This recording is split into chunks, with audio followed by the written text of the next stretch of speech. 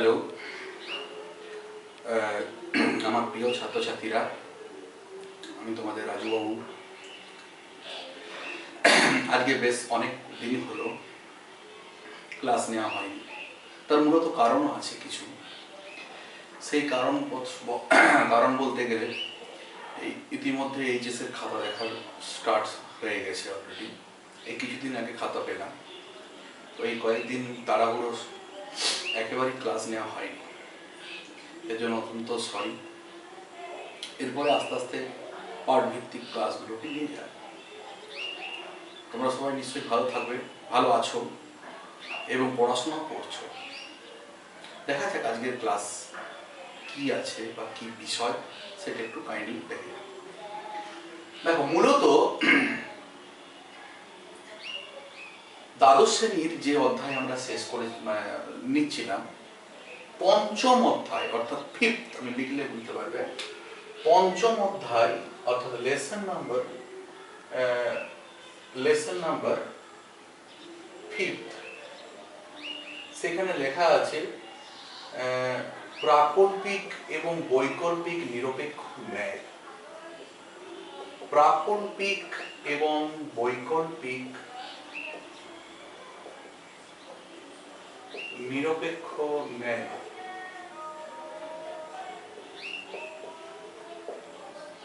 এর class number হচ্ছে 3 number class, অর্থাৎ অলরেডি আগে ক্লাস নেওয়া হয়েছে। একটু জুম করলে ব্যাপারটা ক্লিয়ার হবে। দেখো বিষয়টা,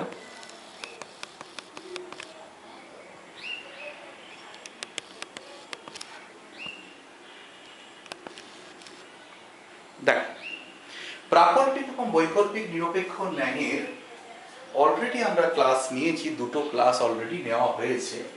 আজকে তার অন্তিম তথা থার্ড অধ্যায়। দেখি কি আলোচনা করা যায়। গত ক্লাসে বা গত আগের ক্লাসে যেটা নেওয়া হয়েছে সেই বিষয় হচ্ছে কি, প্রাকল্পিক এবং বৈকল্পিক নিরপেক্ষ ন্যায় কাকে বলে, এতটা পর্যন্ত। অর্থাৎ যৌগিক যুক্তির যে প্রকারভেদগুলো আছে, সেই প্রকারভেদগুলো সম্পর্কে দু চার কথা অলরেডি আমরা শেয়ার করেছি, বলেওছি, এবং সেই সংজ্ঞাগুলো দেওয়ার পর এরপর যৌগিক যুক্তির অর্থাৎ প্রাকল্পিক এবং বৈকল্পিক নিরপেক্ষ ন্যায় কত প্রকার এবং তাদের যে নিয়মাবলী, বৈধতার নিয়মাবলী বা তাদের যে আকার, সেই সম্পর্কে দু চার কথা। তাহলে ফার্স্ট অফ অল আমি প্রাকল্পিক নিরপেক্ষ ন্যায় এই সম্পর্কে আলোচনা করছি। অলরেডি প্রাকল্পিক নিরপেক্ষ ন্যায়ের আমরা সংজ্ঞায় পড়েছি কি না, যে নিরপেক্ষ ন্যায়ের বা সেই ন্যায়কে বোঝানো হয় বা সেই আকারকে বোঝানো হয়, যেখানে যার প্রথম আশ্রয় বাক্যটি একটি প্রাকল্পিক বচন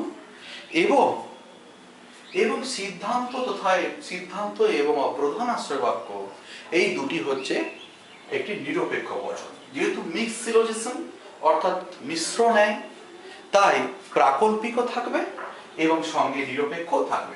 প্রাকল্পিক মানে সাপেক্ষ থাকবে, নিরপেক্ষ বচনও থাকবে।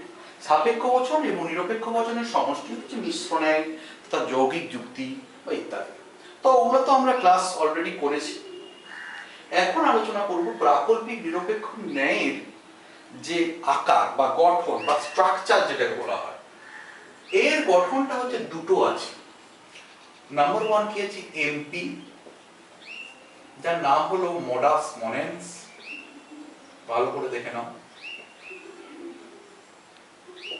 TOLENS আর এমপি এর মানে হলো মোডাস টলেন্স। বারবার বলছি কিন্তু দেখে নাও ভালো করে মন দিয়ে। প্রাকল্পিক নিরপেক্ষ ন্যায় এর গঠন দু প্রকার। কি কি? এক হচ্ছে মোডাস পনেন্স, যার শর্ট বা অ্যাব্রিভিয়েশন হলো এমপি, এবং আরেকটা হচ্ছে মোডাস টলেন্স, যার অ্যাব্রিভিয়েশন হলো এমটি বা মোডাস টলেন্স যেটাকে বলা হয়। পনেন্স শব্দের অর্থ কি? প্রশ্ন করতে পারে যে পনেন্স মানে হচ্ছে স্বীকার করা। পনেন্স শব্দের অর্থ হচ্ছে স্বীকার করা। টলেন্স মানে কি? টলেন্স মানে হচ্ছে অস্বীকার করা। নিশ্চয়ই উল্টোটা হবে। বুঝতেই পারছো।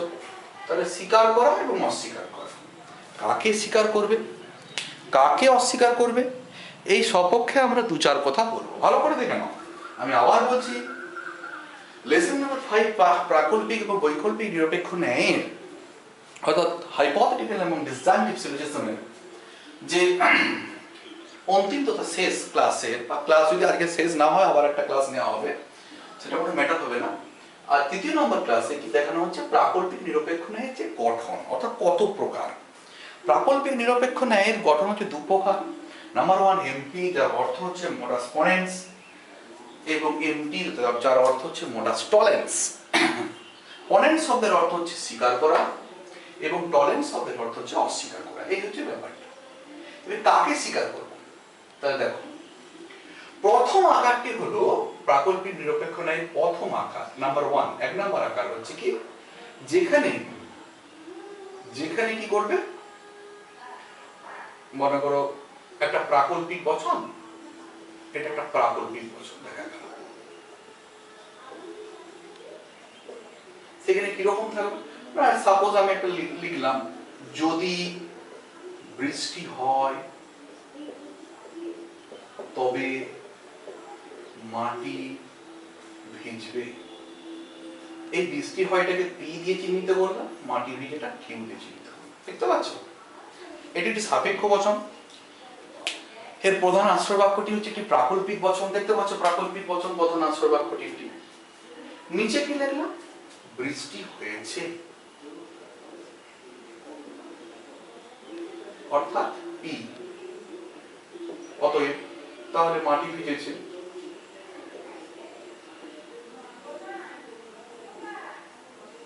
কিউ। দেখে নাও ভালো করে, মন দিয়ে দেখে নাও। তাহলে এইটা একটা যদি প্রাকল্পিক বচন হয়, এটা তাহলে একটা নিরপেক্ষ বচন অর্থাৎ অপ্রধান আশ্রয় বাক্যটি, এবং সিদ্ধান্তটি একটি নিরপেক্ষ বচন।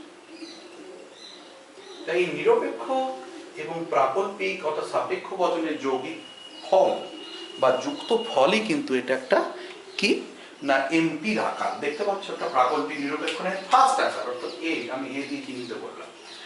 দেখতে পাচ্ছ পি। এবারে যদি অর্থাৎ ইফ দেন দিয়ে শুরু হচ্ছে একটা প্রাকল্পিক বচন, তার সাপেক্ষ বচন। সাপেক্ষ বচনের অলরেডি ভাগগুলো পড়িয়েছি, দেখতে পাচ্ছ। যদি বৃষ্টি হয় তবে মাটি ভিজবে, পি ইমপ্লাইজ কিউ, তবে এটা ধরো ইমপ্লাইজ, অর্থাৎ পি ইমপ্লাইজ কিউ। পিটাকে মানে বৃষ্টি হওয়ার, মাটি ভিজা মানে কিউ, অর্থাৎ বৃষ্টি হয়ে গেছে, তার মানে পি কে স্বীকার করা হচ্ছে অপ্রধান আশ্রয় বাক্যে, অর্থাৎ সিদ্ধান্তে কিউ কেও স্বীকার করা আছে। এখানে কোনো নেগেশন নেই, ভালো করে দেখে নাও, এখানে কোনো নেগেশন নেই। P implies Q, P therefore Q, এখানে কোনো অস্বীকার করা হয়নি, এখানেও কোনো অস্বীকার করা হয়নি, দুটোকে স্বীকার করা হয়েছে। যদি বৃষ্টি হয় তাহলে মাটি ভিজবে, অর্থাৎ বৃষ্টি হয়েছে ওটা পজিটিভ এবং মাটি ভিজেছে একটা পজিটিভ আকার। তাই এই পি ইমপ্লাইজ কিউ প্রধান আশ্রয় বাক্যে, অপ্রধান আশ্রয় বাক্যে পি, আর দেয়ারফর কিউ মানে সিদ্ধান্তে। এই যে আকারটা, এই আকারটা হচ্ছে কি আকার না একটা এমপির আকার, মোডাস পনেন্স। ব্যাপারটা বোঝা গেল? এমপির আকার কি না, এমপির আকার নিশ্চয়ই বুঝতে পারছো যে মোডাস পনেন্স অর্থাৎ স্বীকার করা। কাকে স্বীকার করবে না, পূর্বক অনুভব। পি মানে যে পূর্বক, যে জানো নিশ্চয় প্রাকল্পিক বচনের প্রথম অংশ পূর্বক, কি হচ্ছে পূর্বক। প্রাকল্পিক বচনের পূর্বক যে অংশটিকে অপ্রধান আশ্রয় বাক্যে স্বীকার করছে এবং অবশ্যই সিদ্ধান্তে অনুগটিকে স্বীকার করা হচ্ছে। অর্থাৎ পূর্বককে স্বীকার করে অনুগকে স্বীকার করা হয়। তাই এর নাম হচ্ছে প্রাকল্পিক নিরপেক্ষ ন্যায়ের একটা আকার, যার নাম এমপি বা মোডাস পনেন্স, বা এটাকে বলা হতে পারে যে পূর্বককে স্বীকারমূলক ন্যায়, পূর্বক স্বীকারমূলক ন্যায় বা স্বীকৃতিমূলক ন্যায়, পূর্বককে স্বীকৃতিমূলক ন্যায়, এটাই বলা হয় মোডাস পনেন্স। যার অর্থ যে প্রাকল্পিক বচনের পূর্বক এবং অনুগ এর মধ্যে একটি অংশকে স্বীকার করে অপর অংশটিকে অর্থাৎ অনুগটিকে সিদ্ধান্তে স্বীকার করা হয়। তার মানে হলো এটা এমপি বোঝাচ্ছে। বোঝা গেল ব্যাপারটা? তাহলে এটা হচ্ছে মুছে দিই, মুছা যাক। এরপরে যেটা আসছে, তাহলে এমটি কি?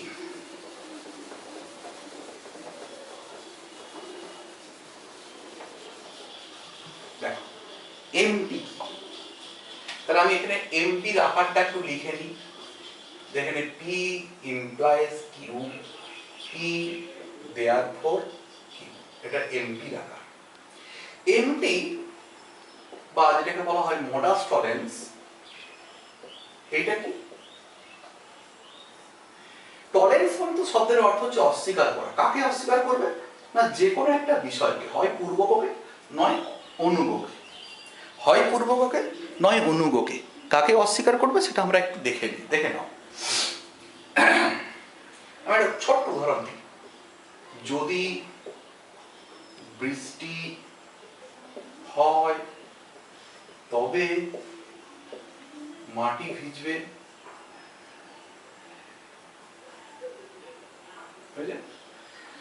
আচ্ছা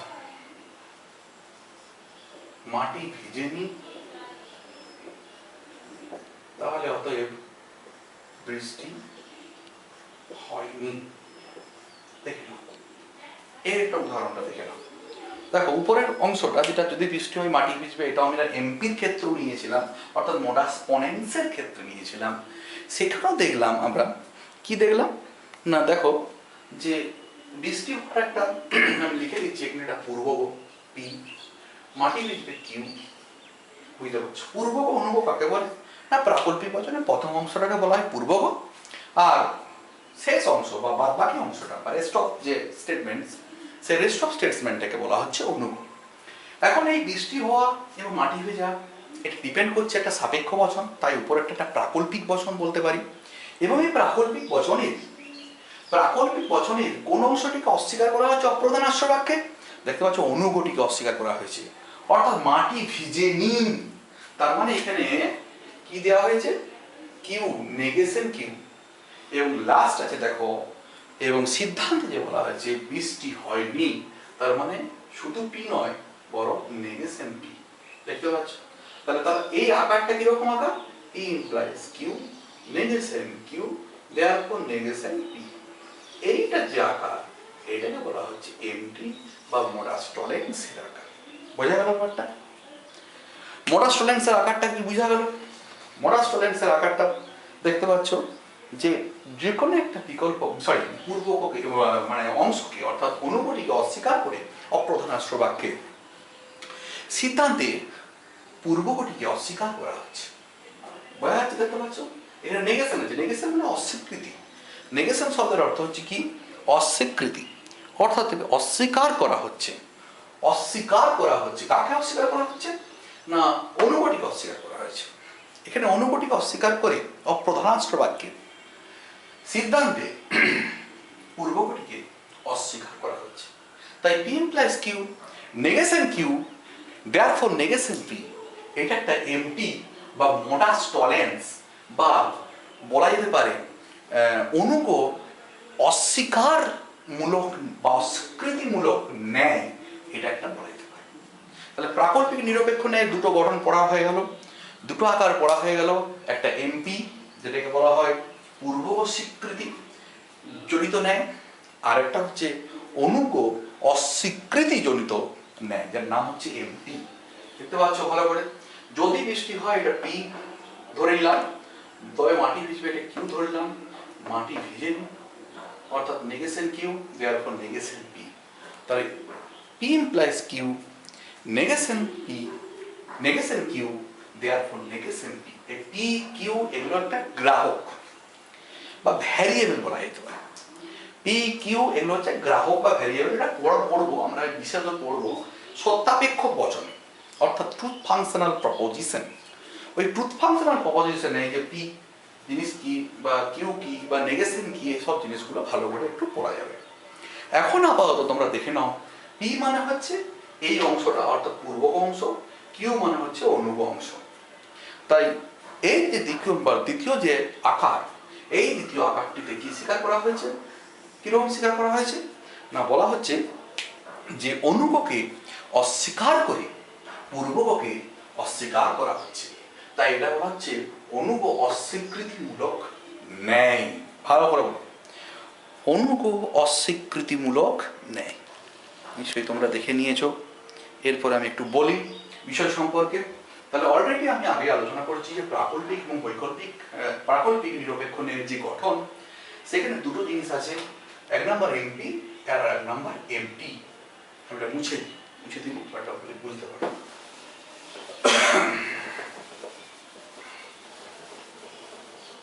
কিরকম না, এমপির আকারটা কেমন না, মোডাস পনেন্টসের আকার হচ্ছে পি ইমপ্লাইজ কিউ, শুধু পি দেয়ারফর কিউ।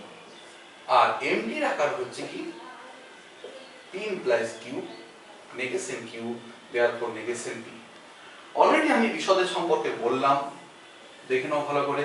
আমি আবার বলছি দরকার হলে, প্রাকল্পিক ন্যায়ের অর্থাৎ প্রাকল্পিক নিরপেক্ষ ন্যায়ের দুটি আকার, দুটি জাস্ট ফর দুটি স্ট্রাকচার আছে।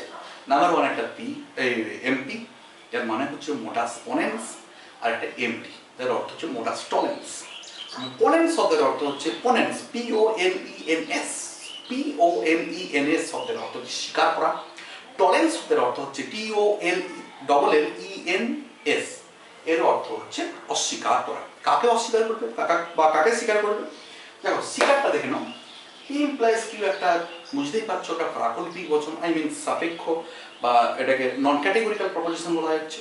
এবং সেই নন ক্যাটেগরিক্যাল প্রপোজিশনের পূর্বকে অপ্রধানাশ্র বাক্যে স্বীকার করে অনুগকে স্বীকার করা হচ্ছে। তাহলে তো আছে P implies Q, P therefore Q.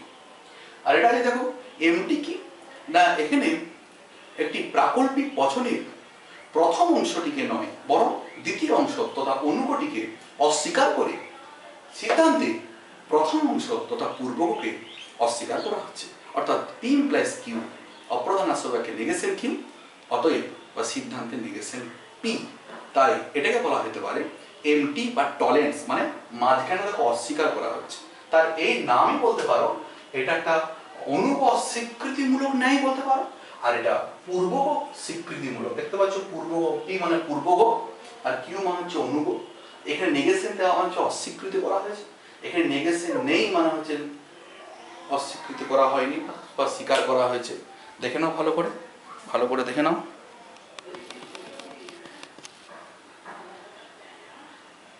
দেখে নাও, এইটার নমুনা, এখানে নেগেশন, এর নেগেশন নেই। এইটা দুটো খণ্ড, অর্থাৎ এমপি আর এমটি, অর্থাৎ মোডাস পনেন্স এবং মোডাস টলেন্স। কি বললাম? মোডাস পনেন্স এবং মোডাস টলেন্স।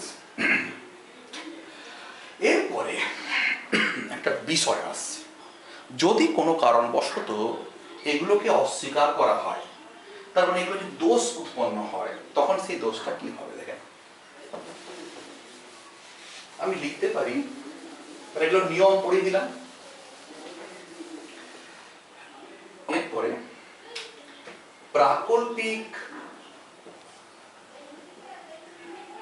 নিরপেক্ষ ন্যায়ের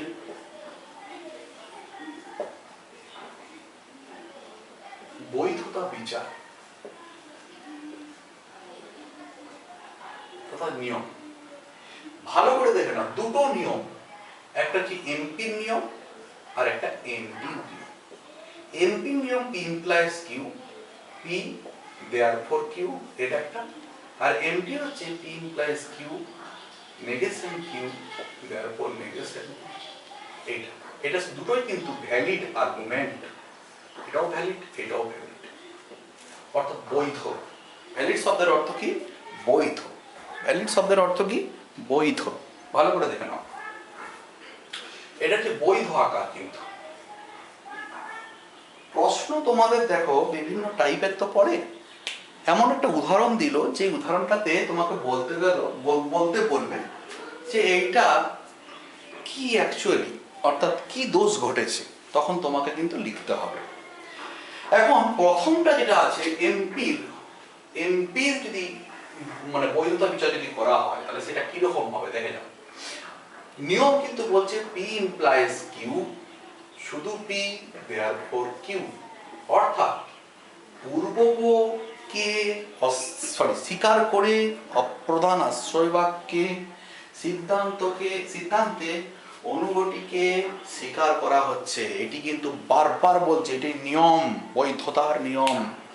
অর্থাৎ এমপি বৈধতার নিয়ম হলো প্রাকল্পিক বচনের পূর্বগটিকে অপ্রধান আশ্রয় বাক্যে স্বীকার করে, স্বীকার পনেন্স মানে হচ্ছে স্বীকার করে সিদ্ধান্তে অনুগটিকে স্বীকার করা হচ্ছে। এইটি যদি এরকম পড়ে যে P implies Q,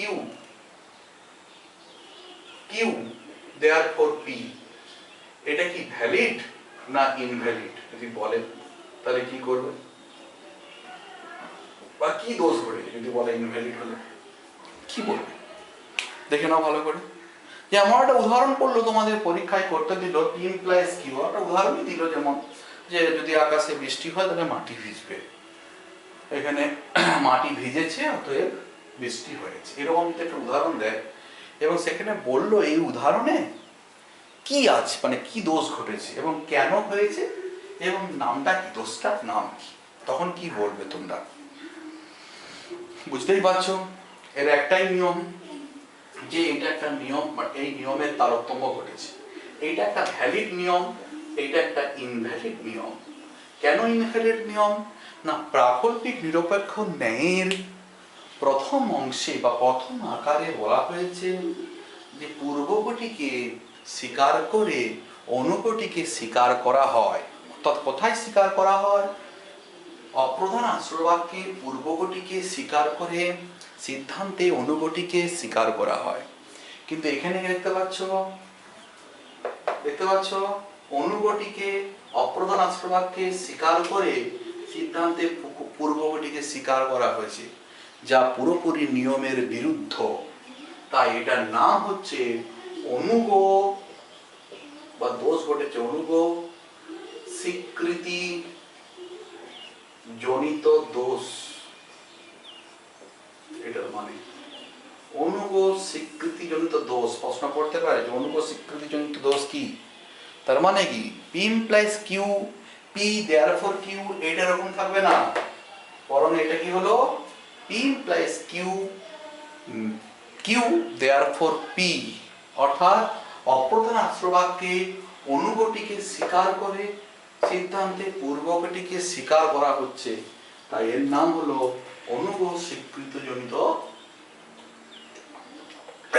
দোষ। দেখতে পাচ্ছ? তাই এটি একটি ভ্যালিড আর্গুমেন্ট, এটি একটি অবৈধ আর্গুমেন্ট বা ইনভ্যালিড আর্গুমেন্ট। তাই এমপির অর্থাৎ মোডাস পনেন্স এর দোষ, যে দোষটির নাম হলো অনুগ স্বীকৃতিজনিত দোষ। কি বলবে? এমপির মোডাস পনেন্সের দোষ হলো অনুগ স্বীকৃতিজনিত দোষ, এটা কিন্তু খেয়াল রাখবে। বা এমপির অপপ্রয়োগের ফলে যদি প্রশ্ন পড়ে এমপির অপপ্রয়োগের ফলে কি দোষ ঘটে, তখন তোমরা বলবে অনুগ স্বীকৃতিজনিত দোষ। ওকে, এরপরে আরেকটা আছে, দেখো এমটি। এমটি তো আকার দেখতেই পাচ্ছ, ভ্যালিড আকার।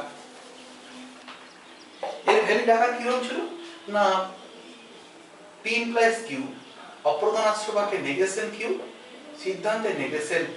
এটা অর্থাৎ অপ্রধান আশ্রয়বাক্যে অনুগটিকে অস্বীকার করে সিদ্ধান্তে পূর্বগটিকে স্বীকার করা, অস্বীকার করা হয়। অস্বীকার, দুটোই অস্বীকার করা হচ্ছে। টলারেন্স মানে তো অস্বীকার করা। তাই অপ্রধান আশ্রয়বাক্যে অনুগটিকে অস্বীকার করে সিদ্ধান্তে পূর্বগটিকে অস্বীকার করা হয়। এটা একটা বৈধ নিয়ম, বারবার বলছি, এমটির বৈধ নিয়ম, বৈধ নিয়ম বা ভ্যালিড নিয়ম যেটাকে বলা হয়।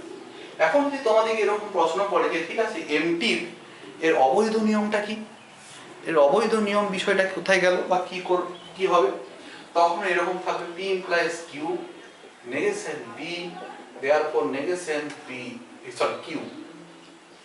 এইটি দেখে নাও ভালো করে।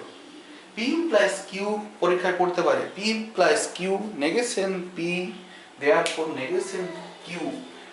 এটা বৈধ না অবৈধ পড়তে পারে, এবং কেন তোমরা অবশ্যই বলবে এটা বৈধ নয়, বরং এটা অবৈধ, ইনভ্যালিড আর্গুমেন্ট। কেন এটা ইনভ্যালিড আর্গুমেন্ট? না, এটাকে বৈধ নিয়মকে অস্বীকার করা হয়েছে। বৈধ নিয়মটি কি? না, অপ্রধান আশ্রয় বাক্যে অনুগটিকে অস্বীকার করে পূর্বগটিকে স্বীকার করা হয়, অস্বীকার করা হয় সিদ্ধান্তে, কিন্তু এটা তার বিরুদ্ধ বা বিরুদ্ধ নিয়ম। অর্থাৎ এখানে অপ্রধান আশ্রয় বাক্যে পূর্বগকে অস্বীকার করে অনুগটিকে সিদ্ধান্তে অস্বীকার করা হয়েছে, তাই এর নাম হলো পূর্বগ অস্বীকৃতিজনিত দোষ। এর নাম হলো পূর্বগ অস্বীকৃতিজনিত দোষ। আগেরটা কি ছিল? অনুগ স্বীকৃতিজনিত দোষ, আর এটা হচ্ছে পূর্বগ অস্বীকৃতিজনিত দোষ। এই দুটি বিষয় ভালো করে দেখে নাও, এটা বৈধ নিয়ম, এটা ইনভ্যালিড নিয়ম। এই দুটি নিয়মকে আজকে পড়ানো হলো, ভালো করে দেখে নাও মন দিয়ে।